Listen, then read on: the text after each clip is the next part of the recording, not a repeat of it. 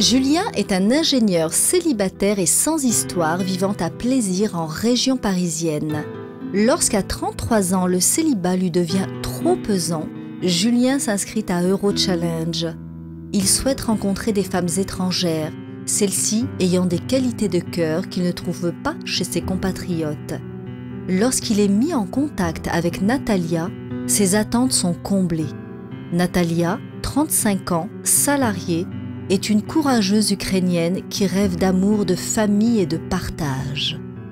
Leur rencontre à Paris, avec un tendre baiser sous la tour Eiffel, les transporte dans une nouvelle vie où la tendresse est reine.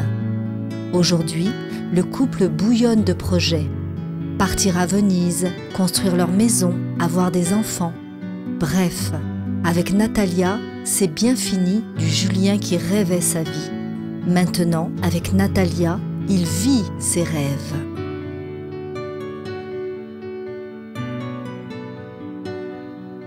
Nous sommes aujourd'hui le 29 février et j'ai le plaisir de recevoir Natalia et Julien, qui sont des jeunes mariés. Est-ce que vous vous souvenez, Julien, dans quel état d'esprit vous étiez au moment où vous êtes venu vous inscrire? C'était l'esprit plutôt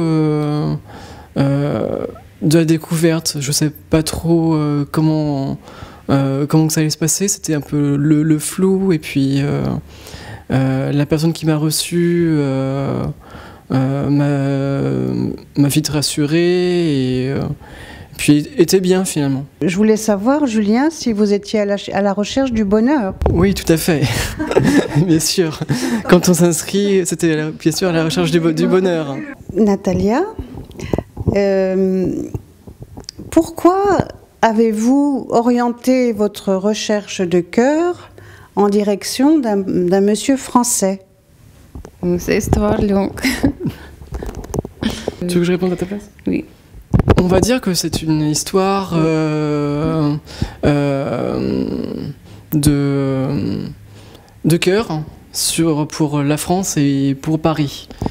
Et un jour, Nathalie, en se promenant à Paris avec sa cousine, et se promenant à la Tour Eiffel, elle s'est dit oh, j'aime Paris et je veux quitter mon pays et je veux rencontrer quelqu'un en France. Comment est-ce que vous vous êtes rencontrés? Vous étiez choisis avant? En fait, alors Nathalie est partie sur Paris avec un groupe de personnes qui allaient visiter Paris. Elle, par contre, non. Et elle était à un hôtel et je suis allé la retrouver à son hôtel. Et puis on s'est retrouvés, c'était le bonheur. C'était le jour de votre premier baiser? Aussi, oui. Vous, Julien, est-ce que vous voyez une différence entre les femmes françaises et les femmes russes? Est-ce que pour vous, il y a une différence? Nous, la France, on est un pays latin, alors que l'Ukraine, c'est plutôt un pays froid, dur. Et on a des habitudes, nous, qui sont plus, on va dire, chaleureuses. On va dire qu'on va embrasser nos amis, on va embrasser la famille. Natalia, est-ce que vous voyez une différence entre les jeunes hommes ukrainiens et les jeunes hommes français? Russes et Ukrainiens, hommes, c'est jaune ou pas jaune, prennent beaucoup de vodka. Ah, oui. Le problème. Oui, c'est problème.